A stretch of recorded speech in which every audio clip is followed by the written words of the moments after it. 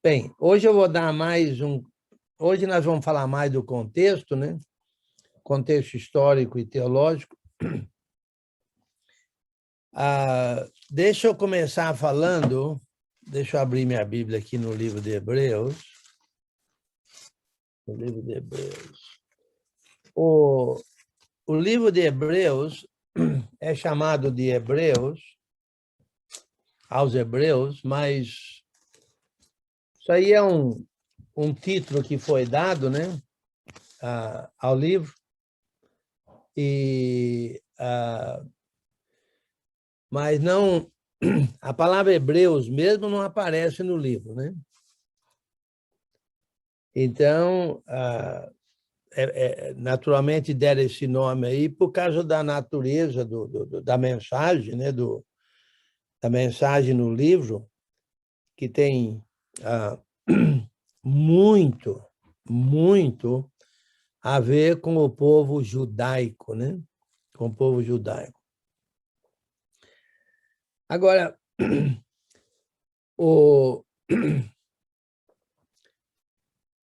eu fiquei de... Perguntaram na aula de Hebreus, na aula de Gálatas, né? Se Abraão era judeu ou era gentil. Abraão não era judeu. Não era judeu. Por quê? Porque, na verdade, a palavra judeu, ela se refere mais, quer dizer, é como se fosse assim, aos descendentes da nação judaica, vamos dizer assim, certo? E, na verdade, provavelmente, tem a ver, naturalmente, com a tribo de Judá. Vocês lembram que houve, depois da morte de Salomão, né, houve a divisão entre o norte e o sul? 10 tribos foram para o norte, ficaram no norte, e 2 tribos ficaram no sul. E a tribo do sul, as tribos do sul, a maior delas, das duas, né? Eu creio que as duas, acho que eram Benjamim, né? Benjamim e Judá. Mas Judá, que era um dos filhos de Jacó, né? Que tem tudo a ver com a descendência, tem tudo a ver com Jesus, a árvore genealógica de Jesus, e assim por diante, Davi, né? E assim por diante. Foi a tribo dominante e ficou, então, ali conhecida como vamos dizer assim, os judeus, os descendentes de Judá, né? Agora, lá em 2 Reis, capítulo 16, eu geralmente não gosto de fazer esse tipo de estudo assim, porque é muito intelectual e a pessoa pode pesquisar e escrever um livro, se quiser, né, sobre isso, porque é uma questão só de intelectualidade aqui procurar, mas no livro lá em 2 Reis, capítulo 16, 6, 2 Reis, eu vou resumir um pouco tudo isso, mas 2 Reis 16, 6, a gente lê assim, ó. Então, deixa eu ler os 5 e 6. Então subiu Rezim, rei da Síria, com Peca, filho de Remalias, rei de Israel, ou seja, do norte, né, do norte, a Jerusalém para pelejarem contra ela. Cercaram Acais, que era do sul, né, de Judá, porém não puderam prevalecer contra ele. Naquele tempo, Rezim, rei da Síria, restituiu Elate à Síria e lançou fora dela os judeus. Então, os judeus aí são os da tribo do sul, né? os do reino do sul, certo? Isso foi antes da derrota do norte pelos assírios. E assim ficou. Os do sul passaram a ser chamados de judeus. De judeus. Agora, isso com Judá. Mas quem foi Judá? Judá, ele foi um dos filhos de Jacó, né? Que era um dos filhos de quem?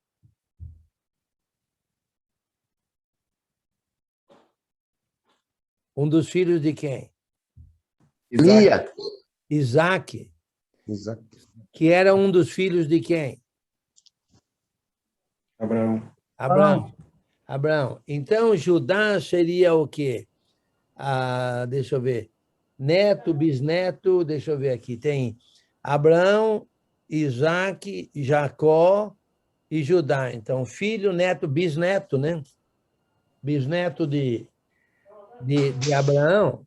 Então, Abraão não era chamado de judeu. Agora, Abraão era um hebreu. Ele era um hebreu. Lá em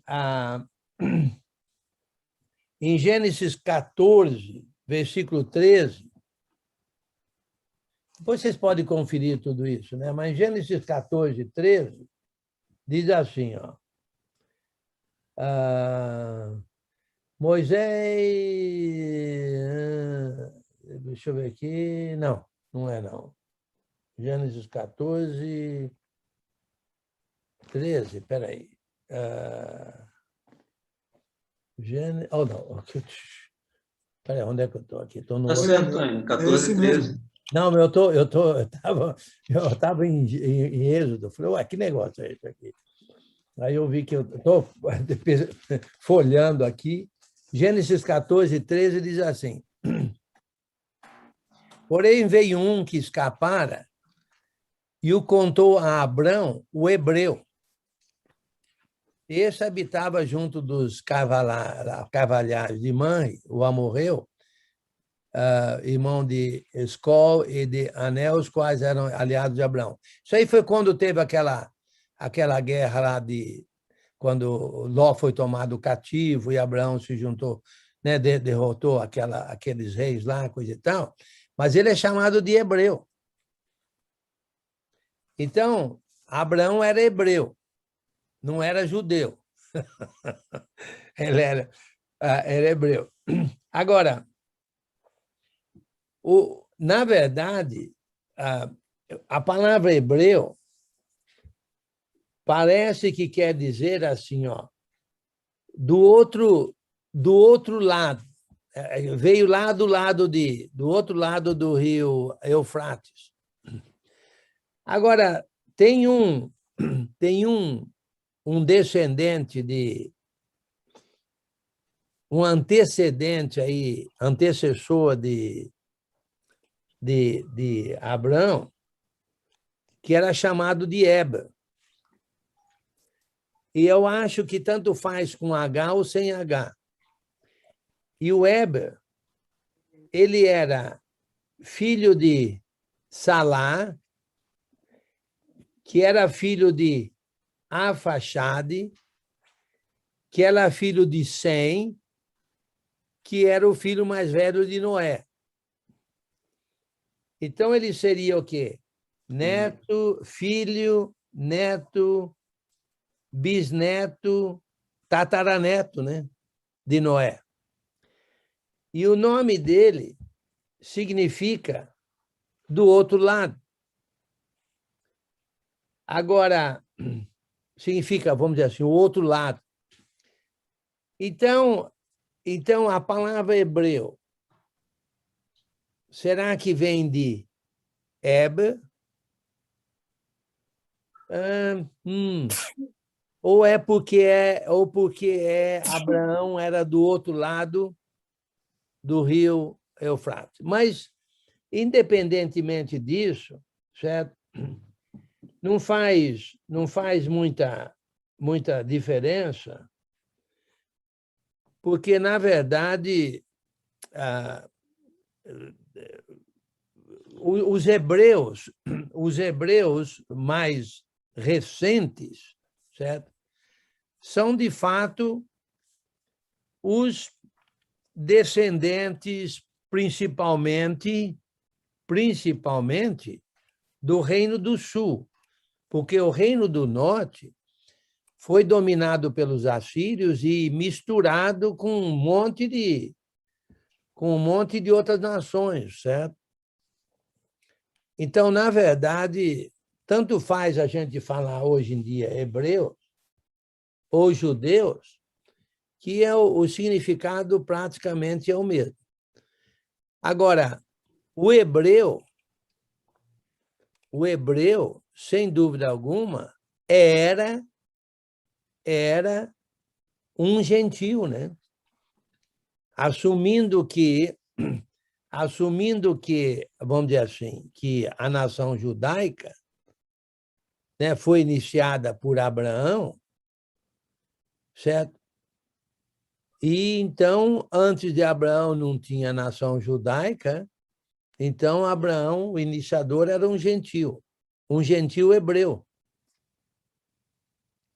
que, na verdade, foi o pai da nação, e dele, então, resultaram os judeus, os descendentes da tribo do Reino do Sul.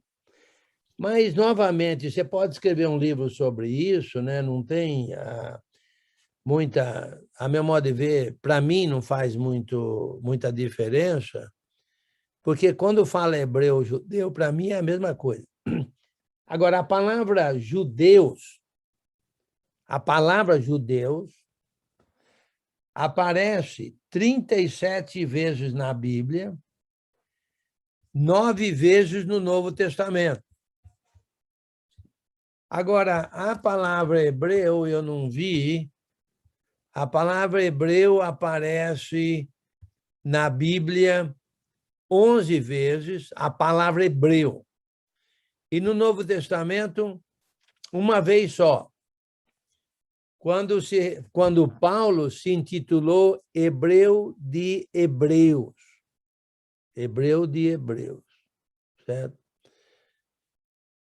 Agora, como eu falei, certo? A meu modo de ver, não faz lá muita diferença, mas, a meu modo de ver, os judeus prefeririam ser chamados de israelitas.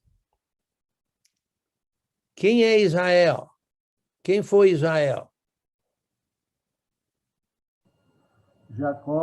Jacó, exatamente. Foi Jacó, certo? Que foi mudado o nome de Jacó para Israel. Mas, a meu modo de ver, hoje em dia, eu acho que eles preferem ser chamados de judeus, que tem a ver com a tribo, o Reino do Sul, principalmente com Judá, que vem lá de Abraão, né? Vamos dizer assim, né? Vem lá de Abraão, ou até mesmo de Eber. Porque Eber, a meu modo de ver, é um antecessor de Abraão, pelo que eu lembro. Eu preciso checar isso direitinho, mas acho que ele é um antecessor de Abraão, certo? Que seria, como eu falei, filho, neto, bisneto, bisneto de Sem e tataraneto, né, de Noé. Bem, eu acho que deu para ter uma ideia, mas, novamente, no livro de Hebreus, a palavra hebreu ou hebreus não, essas duas palavras não são mencionadas. Mas, como eu falei, o conteúdo do livro tem tudo a ver com os judeus, né? Ou seja, com os hebreus, com esse povo, vamos dizer assim, né? Com esse povo escolhido. Porque no final da história houve toda aqueles problemas de Abraão. De Abraão, só resultaram mesmo esses que são chamados judeus, né? Porque, como eu falei, o reino do norte foi destruído, né, pelos assírios, e a gente tem aqui, então, os judeus que seriam... E hoje nós temos Israel. Ok. Israel. Novamente, quem é Israel? Quem foi Israel? Jacó. Jacó.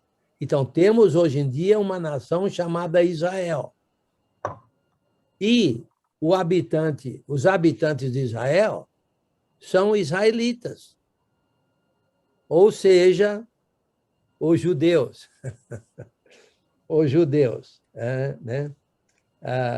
Que, na verdade, são praticamente os descendentes do Reino do Sul, né? Mais ou menos, não? Irmão Hélio, deixa eu lhe fazer uma pergunta. O Reino do Sul e o Reino do Norte, eles já não se encontra com pessoas de puro sangue, vamos dizer assim, de hebreu ou judeu, conforme queira dizer, porque houve aquelas invasões e lá houve miscigenação, né? Claro, houve dos povos. Eles não são, então, totalmente só daquela raça, houve miscigenou em outra raça de virtude da grande... Houve grande invasão, né? As invasões, aliás, Israel foi tomado de invasão o tempo todo, né? Sim, mas eu creio que em Israel há puros sangues lá, que são os descendentes da tribo do Reino do Sul. Eles não se misturaram. E esse foi um problema muito grande na época da propagação do evangelho, lá que Paulo debateu. Lembra, falando de genealogias, discussões, exatamente isso aí fazia parte do problema. Não, eu sou puro sangue, eu sou descendente da tribo disso, da tribo daquilo. A meu modo de ver, Paulo era um puro sangue.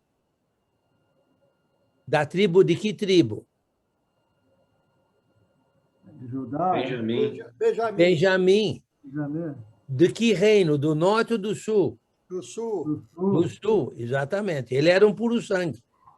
Jesus era puro sangue. Então, a meu modo de ver... Davi era puro sangue.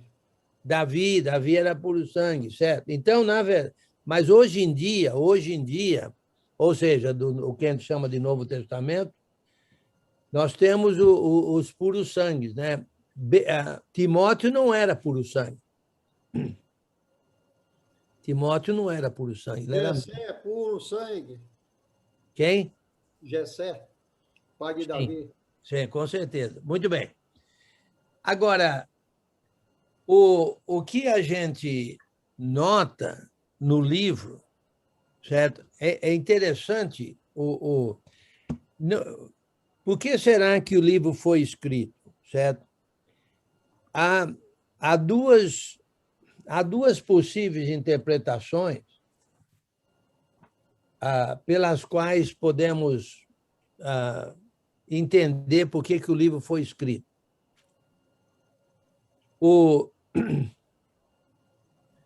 Bem, podemos dizer 3, vai. Bem, o ponto-chave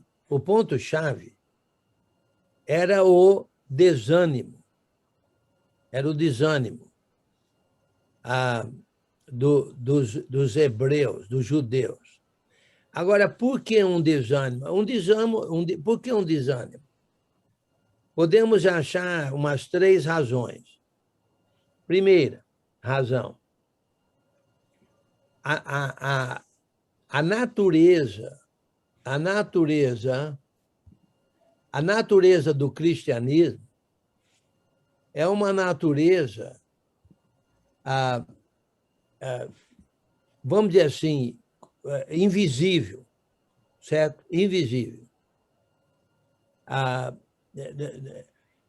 Tudo no cristianismo é invisível, na verdade, certo? Você pode pensar,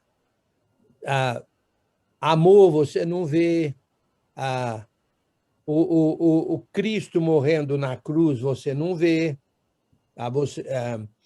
os pecados sendo perdoados no batismo você não vê, céu você não vê, inferno você não vê.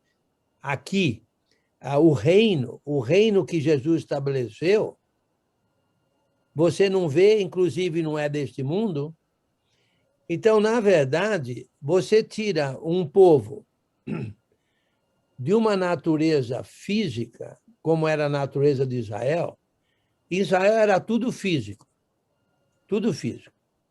Vamos dizer assim, o reino era geográfico, a terra prometida era uma terra geográfica, certo? Os reis eram visíveis, certo? Jerusalém era visível. Tem a Jerusalém celestial que a gente não vê, mas a Jerusalém de Israel é visível. Você pode ir até lá hoje ver. O templo era visível. Basta dizer que todo ano se fazia peregrinação lá, né? Quer dizer, os judeus iam lá nas festividades judaicas. Os sacerdotes eram visíveis. O sumo sacerdote, como? Os profetas. O sumo sacerdote era visível. Agora nós estamos falando do Novo Testamento, inclusive. Não, inclusive na época de Cristo, ou mesmo lá atrás, exatamente. Os profetas eram visíveis, os reis eram visíveis, os sacrifícios eram visíveis, o sangue era visível, tudo era visível. A colheita da terra era visível, enfim, tudo era visível. O Santíssimo Lugar era visível, certo? O santo lugar era visível, e assim por diante, tudo visível. Aí sai de uma natureza visível para uma natureza invisível. Aí, provavelmente, depois de uns 30 anos, 40 anos, aí, a meu modo de ver, poderia ter havido um desânimo, certo? Por parte dos judeus. Hoje em dia, você sabe quanto muitos irmãos desanimam. E hoje em dia você vê, até mesmo hoje em dia, se tem preferência por coisas visíveis. A Igreja Católica foi uma especialista nisso, e até hoje. As igrejas católicas, ou a Igreja Católica, tem prédios magníficos, até mesmo banhados de ouro na parte de dentro. Você vai lá no Vaticano, aquilo lá é uma coisa visível. Você vai lá, você vê até o Papa lá, né? Você vê até o Papa na televisão e assim por diante. Então, e hoje em dia você vê, a gente sempre pensa até mesmo no nosso caso, a gente quer pensar em termos visíveis, precisa comprar um prédio, precisa de comprar um terreno, precisa ter um evangelista a tempo integral para a gente ver ele, tem que ter presbítero. A gente pensa muito em termos de visibilidade, quando, na verdade, o reino de Deus não é deste mundo. O cristianismo é invisível. Ele existe, sim, mas somente pela fé, exatamente. Agora, uma outra razão de desânimo poderia ser a perseguição. A perseguição. Meu amigo, certo? Isso aí dá para desanimar qualquer um. certo? E é interessante que no livro de Apocalipse a gente nota uma perseverança, né, de irmãos, mas aí já não se aplicava somente a judeu, né, principalmente gentil. E a perseguição romana durou aproximadamente uns 400 anos. Então, isso aí desanima muita gente. Hoje em dia, se você olhar para uma cara feia para um irmão aí, ele acaba se ofendendo e abandona. Na parábola do semeador, o segundo grupo é um grupo que não aguentou a perseguição, não aguentou o que, né, os problemas e acabou abandonando. Então, isso poderia ser uma segunda razão. Uma terceira razão, deixa eu ver aqui, eu ia falar duas, falei três, a perseguição, a invisibilidade, a terceira razão, provavelmente, ou o desânimo já teria ocorrido, ou o desânimo ocorreria porque Jerusalém seria destruída e o templo destruído. Mesmo embora cristãos, vamos dizer assim, certo? Os cristãos judeus não mais seguissem a lei de Moisés, mas, meu amigo, eles tinham e têm, ou tinham, uma história grandiosa desde Abraão, inclusive uma história grandiosa tendo a ver com Jerusalém, com o que o rei Davi fez, certo? Transformando ali aquela cidade, né, de Jerusalém, na capital, etc., etc., e reinando, os reis reinando de Jerusalém, pelo menos, né, eventualmente, os reis do sul, e o templo era uma maravilha para se ver. E aí, meu amigo, havendo a destruição completa do templo, isso aí desanimaria muita gente. O que você acha que aconteceria se o Vaticano fosse arrasado, destruído? Isso abalaria muita fé, a fé de muita gente seria abalada, principalmente, naturalmente, os católicos. E a Itália ficaria muito abalada, porque, inclusive, o Vaticano é uma grande renda econômica para a Itália, para o Vaticano, etc., etc., né? Para aquela região toda ali. Então, a meu modo de ver, estava havendo algum tipo de desânimo, certo? Então, o autor, ele então escreveu no sentido de, como se fosse assim, no sentido de reavivar, certo? Vamos dizer assim, reavivar é como se fosse reavivar o cristianismo na mente do cristão judeu, vamos dizer assim. Você lembra o problema que Timóteo teve pela eventual morte de Paulo, né? Que Paulo escreveu a segunda carta no sentido de para que ele reavivasse o dom de Deus que havia nele. Timóteo estava desanimado. E olha só, Paulo ia ser martirizado. Agora, imagine Jerusalém destruída. Imagine o templo destruído. Certo? Inclusive, o judeu não cristão na esperança de que um Messias viria e reinaria de Jerusalém, certo? Então, na verdade, é uma carta muito interessante nesse sentido. Agora, a pergunta é: quem é que teria escrito o livro? Olha, não se sabe quem teria escrito o livro.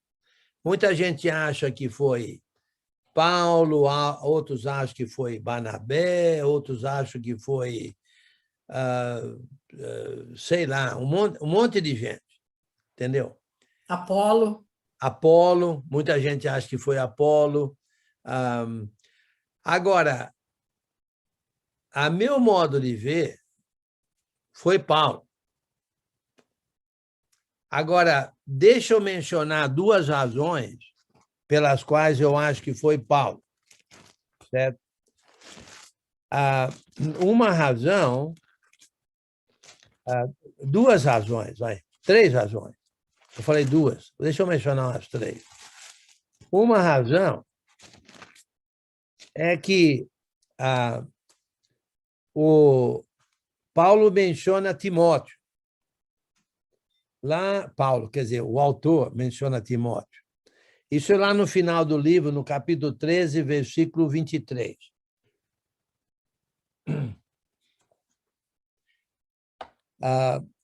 Notifico-vos que o irmão Timóteo foi posto em liberdade. Com ele, caso venha logo, vos verei. Agora, essa prisão de Timóteo, certo? Não se nota em lugar nenhum. No entanto,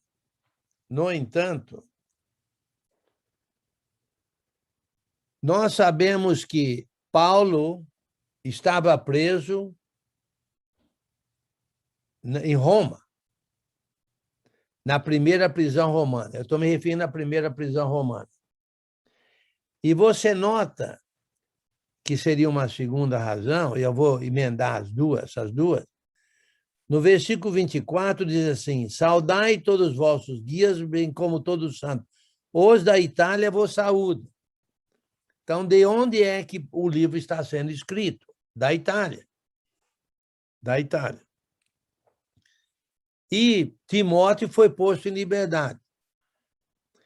Nós sabemos que Paulo estava preso em Roma e que outros ficaram presos com ele. Nós sabemos dois por nome. Quem são os dois? Alguém lembra? Aristarco. Aristarco é um deles. Muito bem, obrigado. E o outro? Epáfras, né? Epáfras, exatamente. Nós sabemos que esses dois já estavam presos, foram presos com Paulo. Sem dúvida alguma, foram também liberados, né? Porque Paulo, todo mundo concorda que Paulo ficou livre a primeira prisão romana, né? E, a meu modo de ver, Timóteo também teria sido preso. E ele foi posto em liberdade. Só que, ao ser posto em liberdade, ele foi para algum outro lugar. Aonde, eu não sei. Para onde, eu não sei. Mas teria ido para algum outro lugar e disse, caso ele venha para Roma, eu verei vocês, né? Paulo está dizendo. Bem, isso tudo é uma suposição, né? É claro que não há prova suficiente. Agora, uma objeção à autoria paulina, certo?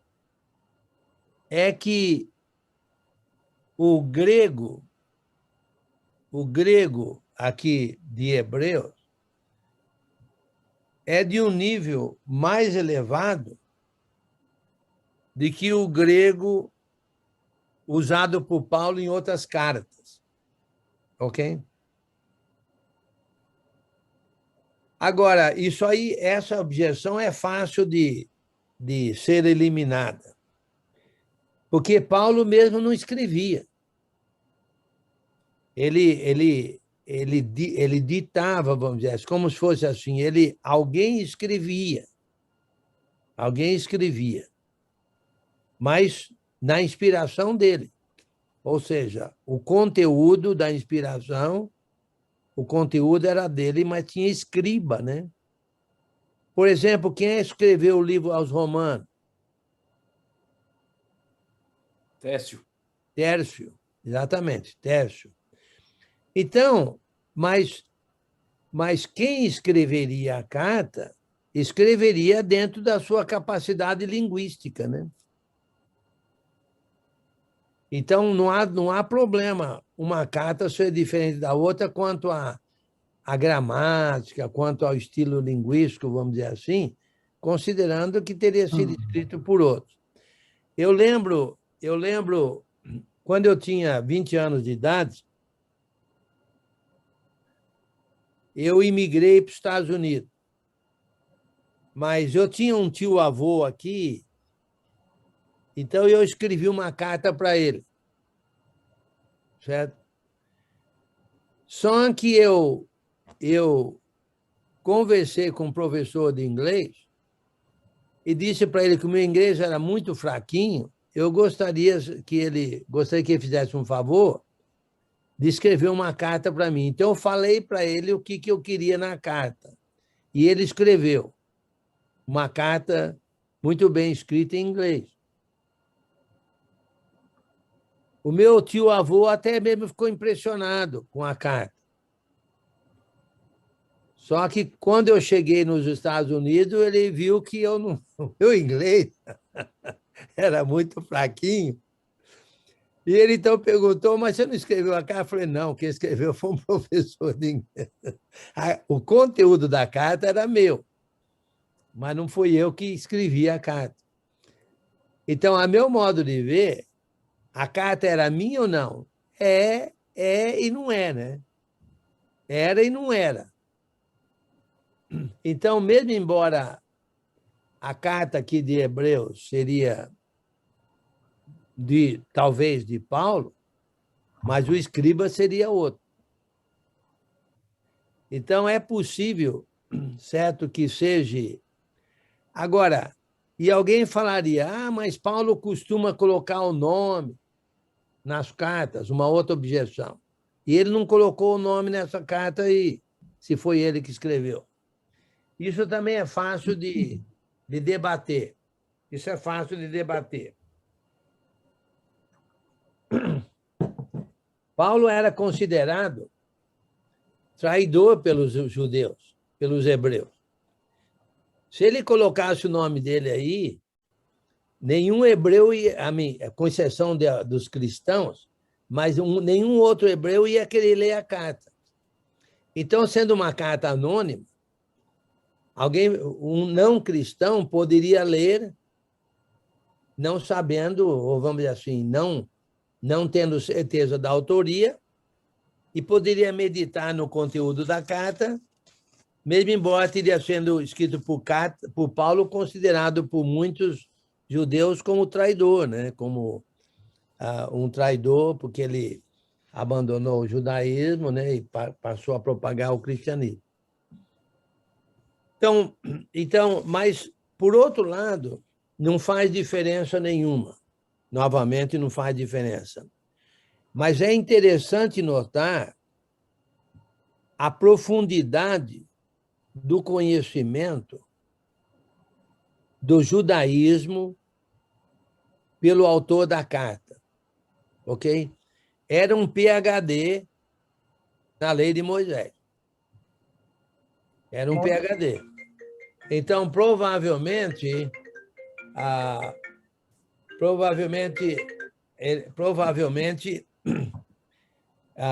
Paulo, nós sabemos que Paulo era um PhD, não poderia ser. Mas, por outro lado, poderia ser algum outro também que tivesse muito conhecimento do judaísmo. Mas, olha, o escritor da carta aí a meu modo de ver, é PhD da lei de Moisés e PhD da lei de Cristo, no sentido de saber muito bem o que ele estava escrevendo. Saber muito bem o que ele está escrevendo, tanto do ponto de vista judaico, como do ponto de vista cristão, certo? Então, Paulo é um grande candidato, né? Paulo é um grande candidato, mas não faz diferença, a meu modo de ver, na verdade, quem escreveu. O conteúdo, tanto faz um como o outro, o conteúdo é esse aí, a profundidade está presente, defende muito bem a tese, ele defende muito bem a tese, ou seja, a mensagem dele muito bem defendida na carta. A meu modo de ver, é estilo de Paulo. Viu? A meu modo de ver, é estilo paulino, isso aí. Bueno, Oi. então, a gente pode dizer que esse desânimo deles também seria uma falta de entendimento sobre o que era a nova aliança em relação à velha. Peraí, Porque fala de novo. Poderíamos dizer também que esse desânimo deles, esse querer voltar para o judaísmo, seria uma falta de entendimento da superioridade de Jesus em relação ao Velho Testamento, à lei de Moisés, porque esse esclarecimento que o autor está falando aqui é bem consistente na questão de mostrar a superioridade da nova em relação à velha. Então, quer dizer que há uma possibilidade de ele não estar entendendo, ele não ter entendido essa diferença da velha para a nova. Esse desânimo poderia ter sido por causa disso também? Olha, pode ser, isso aí é uma grande possibilidade também, né? Uma outra possibilidade é que muitos judeus não entendiam, certo? A natureza do reino de Cristo, a natureza dos ensinos de Cristo, a natureza do reino estabelecido por Cristo. Então, nesse caso, poderia também, não só o que você falou, que é absolutamente correto, vamos dizer assim, faz muito sentido, mas nesse caso é um que era um pouco ignorante. Então podemos considerar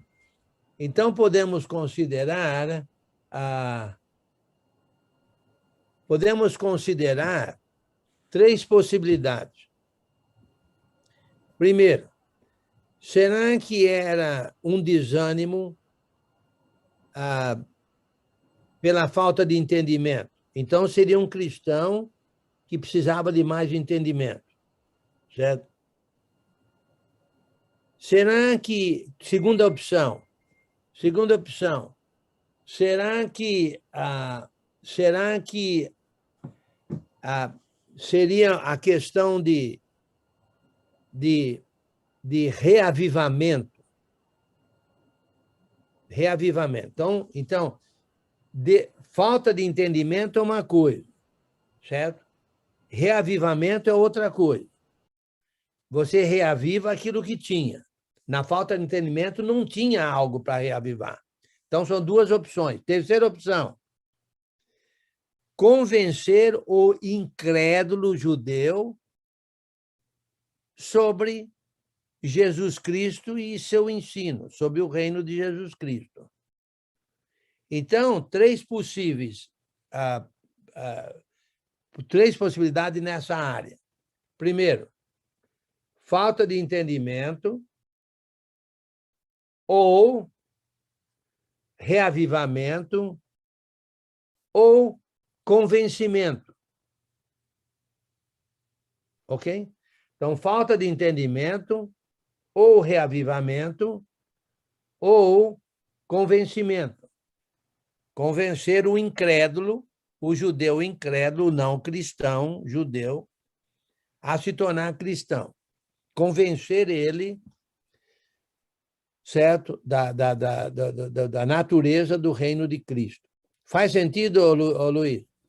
Mas eles estavam querendo voltar para o judaísmo? Não deixa claro isso, né? Porque se ele estava querendo voltar para o judaísmo, Então, parece que a direção é mais para a questão de ele não voltar para o judaísmo, né? Para não voltar para a lei, ou não? Provavelmente isso poderia incluir o primeiro caso, né? Acho que seria falta de entendimento mesmo. Poderia ser o primeiro caso. E também, até mesmo talvez no segundo caso, né? Mas, sem dúvida alguma, o terceiro caso, não. O terceiro caso seria converter o judeu incrédulo, né? Aquele que não era cristão, né? O judeu que não era cristão. Principalmente o primeiro caso, sim. O desânimo. Quer dizer, por exemplo, é bem mais fácil você voltar a uma religião que é fácil de você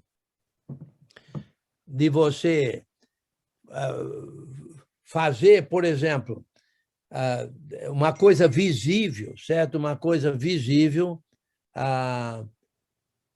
uma coisa visível que aí você fica mais tranquilo, entendeu? Por exemplo, é bem mais fácil você dar o dízimo,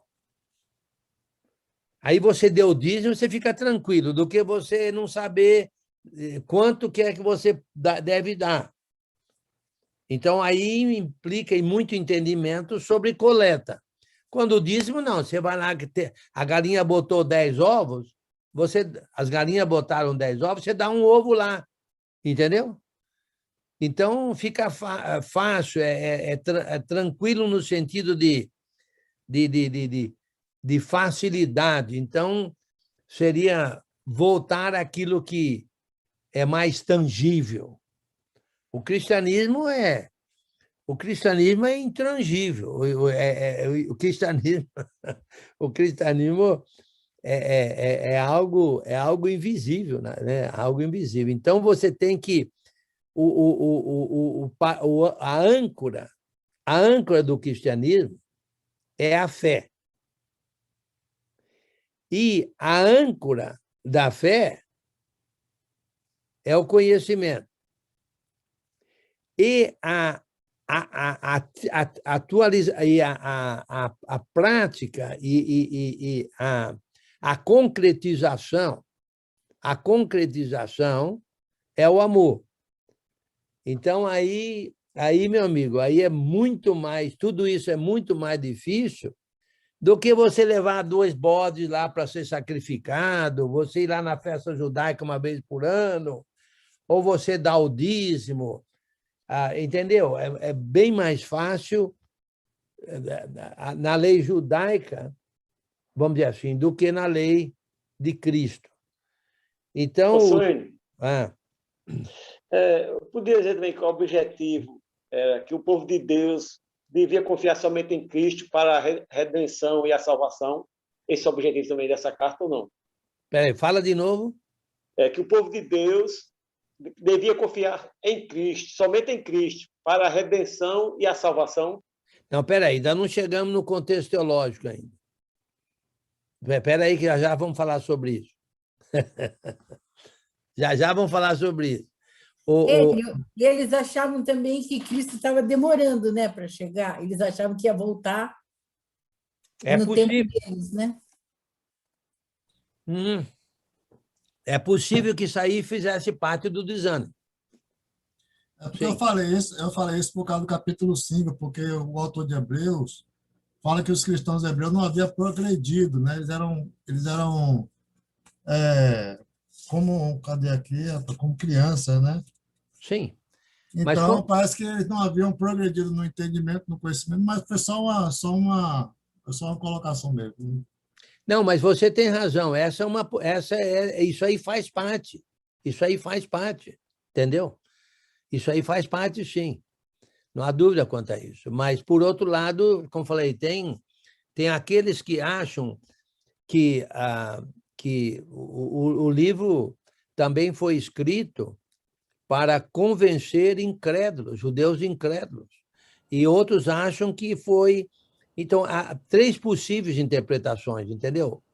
E não faz diferença, a mensagem é a mesma. A mensagem é a mesma. Nesse contexto que você está falando todo aí, fica contextuado, é um só sentido, vamos dizer assim, ainda prevalece, naquela época, ainda prevaleceu, ainda prevalece, o poderio econômico do Vaticano, da Igreja Católica, né, que ainda sufocou, ainda sufoca o cristianismo, né, nesse sentido, ainda sufoca. Então, como você colocou a parte visual do ser humano, o ser humano é muito habituado a visualizar. No cristianismo, que você falou, e é verdade mesmo, é outro sentido, sentido espiritual, intangível, não é? Então, nós vamos, eu, na minha opinião, vamos ser sempre assim, criticados, ou mesmo, e por outro lado também, os judeus não ajudaram, né, em nada, os judeus complicaram mais a vida do cristianismo, até hoje esperando o Messias, não é? Então, tudo isso é uma somatória de tudo. Agora, com uma questão, por exemplo, da evolução do cristianismo, o cristianismo evoluiu muito, sim. Evoluiu com sabedoria, com entendimento, houve bastante divulgação. Hoje, há uma gama enorme de gente sábia do cristianismo. Agora, não evolui em quantidade, porque as pessoas procuram querer saber visualizar, como você falou, uma igreja bonita, né? Bem amparada e tal, e acha que é por aí, e não é. Né? Ok, tá certo. Deixa eu ensinar uma palavra para vocês que eu acho que ninguém sabe, talvez algum saiba. Eu não sabia, fiquei aprendendo hoje. Vamos ver, se você sabe o que quer dizer epônimo. Epônimo. Sem olhar, hein? Não vai colar, não. Esse negócio de quem não cola não sai da escola não funciona, não. Como é o nome? Enio, Epônimo. essa daí é fácil, mas eu vou deixar você responder, beleza? O que eu gosto dessa palavra é que ela começa com E. Epônimo? Epônimo. Nunca ouvi falar na minha vida. Ok, eu também não. Fiquei aprendendo hoje. Olha. Faça outra mais difícil, essa é fácil demais. Se é que, presta atenção, se é que os hebreus são chamados de hebreus por causa de uma pessoa chamada Eber, entendeu? Então, existe um bem, agora não sei se existe essa palavra, não, mas eu vou dizer aí, eu vou inventar. Eponimismo. Eu não sei se existe essa palavra. Ou seja, é uma palavra que vamos dizer assim, serve para deixa eu escrever aqui. Espera aí. Eponimismo. Então, acho que a palavra epônimos, espera aí, epônimos, não adiantou nada aqui. Ok. Então, é como se fosse assim, por causa de Eber, uma pessoa, o termo ficou generalizado. Hebreus, que vieram de Eber, se é que isso é verdade aí, de que os hebreus são hebreus por causa de Eber. É como se fosse assim, ó. Vamos supor que luteranos, por causa de Lutero. Então, isso é um epônimo. Entendeu? Um monte de luteranos por causa de uma pessoa chamada Lutero. Mesmo a ver o cristianismo, né? Cristão, por causa de Cristo. Mais ou menos, não? Seria derivado, Enio? Não, a palavra não é derivado, não. A palavra se tornou a fonte, se tornou de onde a origem de um grande número de pessoas, vamos dizer assim. A raiz. Monopólio. Raiz. Monopólio. Muito bem, isso só para vocês pensar aí, porque eu escrevi isso aqui e depois, então, eu falei, vou mencionar isso, porque eu não conhecia essa palavra, fiquei conhecendo hoje. Falei, então deixa eu mencionar isso aí para ver. Muito bem, voltando então, agora, com relação à mensagem do livro, o contexto teológico, está no versículo, capítulo 1, versículos 1 a 4. Havendo Deus outrora falado muitas vezes e de muitas maneiras aos pais pelos profetas, nesses últimos dias nos falou pelo Filho, a quem constituiu o herdeiro de todas as coisas, pelo qual também fez o universo, ele que é o resplendor da glória e expressão exata do seu ser, sustentando todas as coisas pela palavra do seu poder, depois de ter feito a purificação dos pecados, assentou-se à direita da majestade nas alturas, tendo se tornado tão superior aos anjos, quanto herdou um mais excelente nome do que eles. Olha, aí está o contexto, a direção do livro. Deus, outrora, antigamente, falou muitas vezes e de várias maneiras aos pais pelos profetas. Muitos profetas, certo? Muitos, Isaías, Jeremias e assim por diante. Muito bem. Nesses últimos dias, nos falou pelo Filho. Então, 2 pontos importantes. Ele nos falou, já falou, e é pelo Filho. É pelo Filho. Filho dele. Então, 3 pontos até agora. Falou outrora pelos profetas, de muitas maneiras e várias vezes, e agora nos falou pelo Filho. Agora, quem é o Filho? 8 características tendo a ver com o Filho. 8. Primeiro, Deus, o Pai dele, Deus, o Pai de Jesus, constitui ele herdeiro de todas as coisas. Ele é herdeiro de todas as coisas. Ok? Segundo, Deus fez o universo através de seu Filho. Segundo ponto, é o criador do universo, ou através de quem Deus criou o universo, fez o universo. Terceiro, o Filho é o resplendor da glória do Pai. Resplendor da glória. Ele brilha a natureza do Pai. É como se fosse assim, quem vê o Filho, vê o Pai. Entendeu? 4.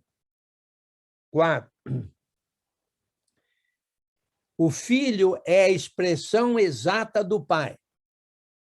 Expressão exata. Ou seja, quando o Filho fala, é o Pai falando. O que o Filho faz, é o Pai fazendo. 5, ele sustenta todas as coisas pela sua poderosa palavra. A palavra dele é poderosa, ele sustenta todas as coisas pela sua poderosa palavra.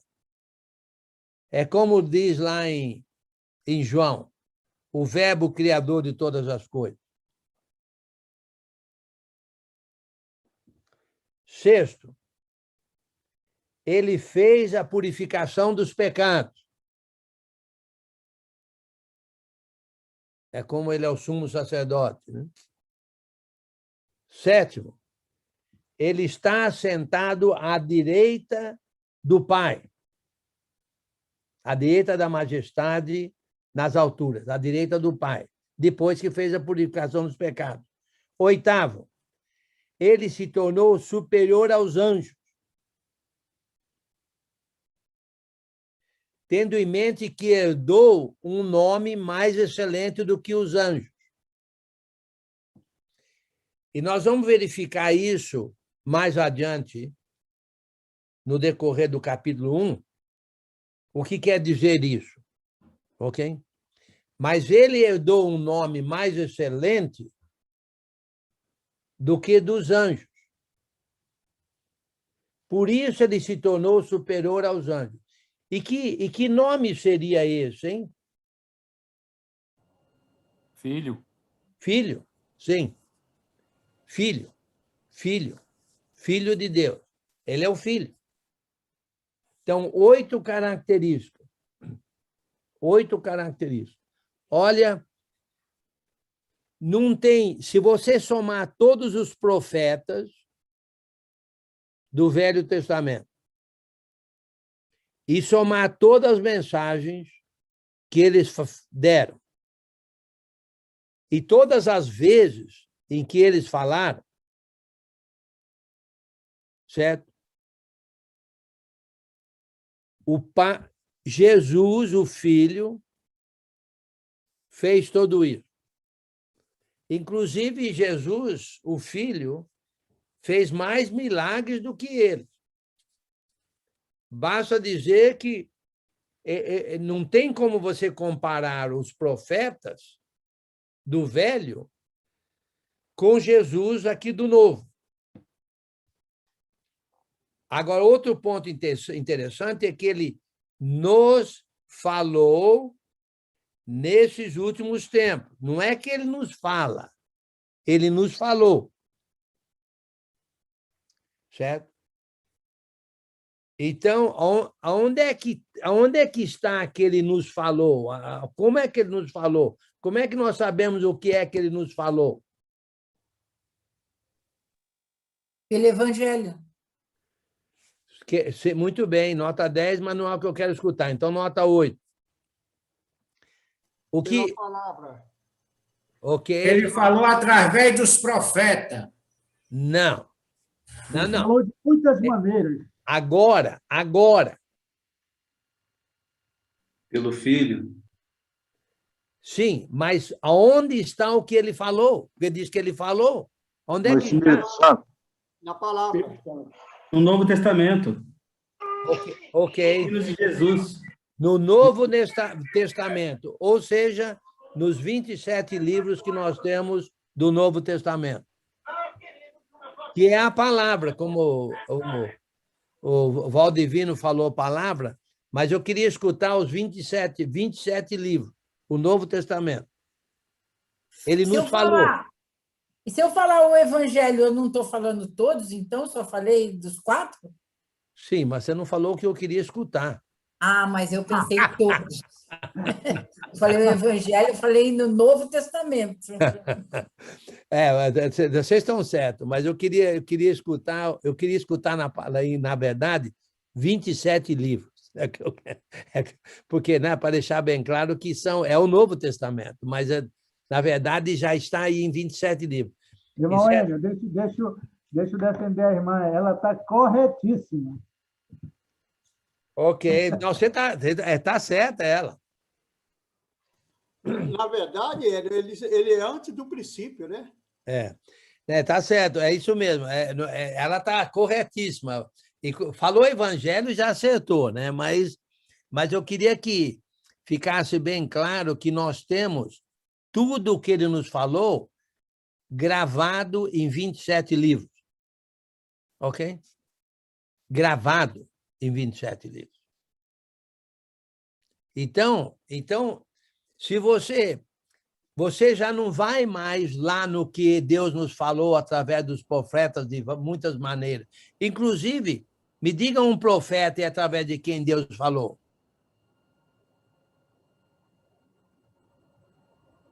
Jeremias? Sim, mas eu quero outro. Elias? Eu quero outro. Moisés. Ah! E de que maneira que ele falou? Lá num monte chamado Monte Sinai, lá na Arábia. Entendeu? Então, vocês estão certos, mas... Deserto, né? Hã? Lá no deserto, né? Lá no deserto. Então, vocês estão certos, mas eu quero bater bem o martelo aqui naquilo que eu tenho em mente aqui. Então fala.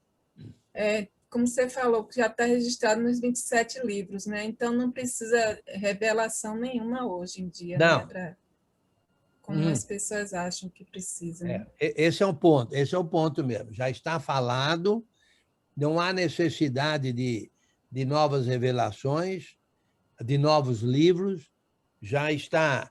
Porque, na verdade, Jesus falou, enquanto ele estava aqui na Terra, ele falou aos seus apóstolos, os seus apóstolos gravaram, vamos dizer assim, escreveram. Não só isso, Jesus falou, eu vou mandar o Espírito Santo, que lembrará a vocês de tudo que eu falei e ensinará mais coisas a vocês, que ele aprendeu de mim. Então, na verdade, são os 27 livros. Enio, Oi. como a Nath falou, a época da revelação finalizou, né? Agora a gente está na época do esforço para se aprofundar no entendimento daquilo que foi revelado, né? Sim. Ou seja, o período de inspiração ficou para trás, agora a gente está na época da transpiração. Sim. Que é suar para entender aquilo que foi revelado, né? Sim, com certeza, né? É isso aí mesmo, nota 10. É isso mesmo. Agora, notem só a grandeza. A grandeza.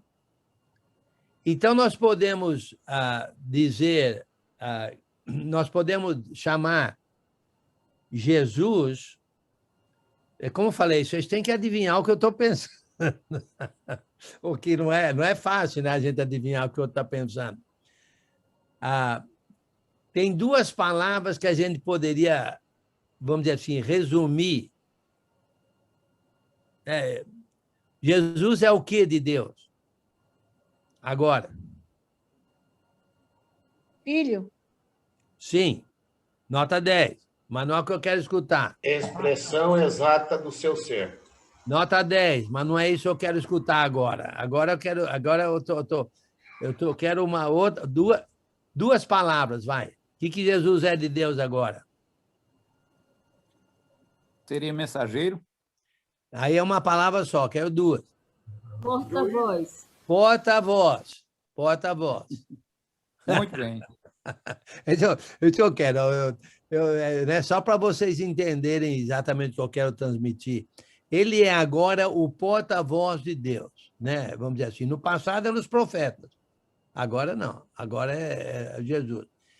E ele é grandioso. Ele é grandioso. Essa palavra grandioso não faz, a meu modo de ver, justiça ao que Jesus é. Não faz, não faz. Não tem como a gente medir a grandiosidade de Jesus. Não tem como a gente medir. Olha só. Irmão Enio. Oi. Então, ele não seria porta-voz, porque se o pai está falando o que ele falar, ele seria somente a voz, porque a porta-voz o outro está mandando falar. E ele, tudo que Deus fala, ele está falando, é a mesma pessoa, mesmo, então seria somente ele a voz de Deus. Ok, tá ótimo, melhor ainda. Ele é a voz de Deus. Ok, ele é a voz de Deus hoje, exatamente. Olha só, mas olha a grande... Muito bem, bem marcado. Olha só a grandiosidade de Jesus. Primeiro, Deus, ele é o herdeiro de todas as coisas de Deus. Minha mãe podia parar aí. Podia parar aí. Mas tem 7 mais coisas. Além de ser herdeiro, ele fez o universo. Ele fez o universo. Tudo foi criado por ele. Não só isso. Ele é o resplendor da glória de Deus. É como se fosse assim, ele é o invisível Deus sendo visível para nós. É como se fosse assim, ele é Deus para nós. A Deus se manifestou a nós através desse seu filho. Então, não tem palavras para descrever isso. 4, ele é a expressão exata, como o Azemar falou, o Azemar, ele é a voz de Deus. É a expressão exata de Deus. Deixa eu ver, 1, 2, 3, 4, 5. Ele tem uma palavra poderosa, a palavra dele é poderosíssima. Poderosíssima. Certo? Outra, ele fez a purificação dos pecados. Olha só, para você ter uma ideia da grandiosidade disso, quer dizer, não tem como a gente medir a grandiosidade disso, porque é grandioso demais. Mas se você somar todos os animais sacrificados no Velho Testamento, se você juntar todo o sangue deles, certo?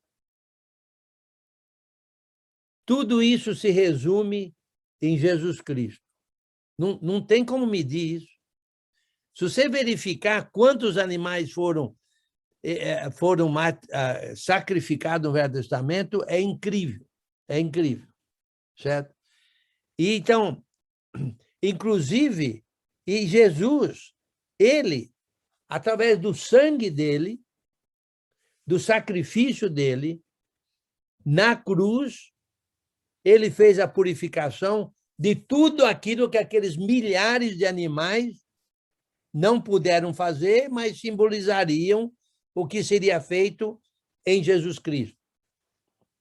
Outro, ele está assentado à direita de Deus, lá no céu. Ele está sentado lá. E ele é superior aos anjos, porque ele tem um nome superior, mais excelente. Ele é filho de Deus. Ele é filho de Deus. Então, na verdade, não tem como você medir a grandiosidade. Agora, imagine só um cristão judeu pensando nisso, se ele voltaria ao cristianismo, ao judaísmo. Não faz sentido voltar ao judaísmo. Não faz sentido nenhum. Ainda mais tendo em mente que Jerusalém ou já teria sido destruída, inclusive o templo, ou seria destruído. Se Jerusalém não foi destruído, o livro foi escrito, aí, vamos dizer assim, uns anos antes do ano 70. Vamos dizer assim, de 65 a 67, por aí, antes do ano 70. Se é que Jerusalém teria sido destruída, teria sido depois do ano 70. Mas, se foi depois do ano 70, não teria sido Paulo o autor. E a meu modo de ver, foi antes. Foi antes, e teria sido por Paulo. Olha, é um livro grandiosíssimo, por causa da grandiosidade daquele através de quem Deus nos falou nesses últimos tempos. E no decorrer do livro, nós vamos ver tudo aquilo tendo a ver com a grandiosidade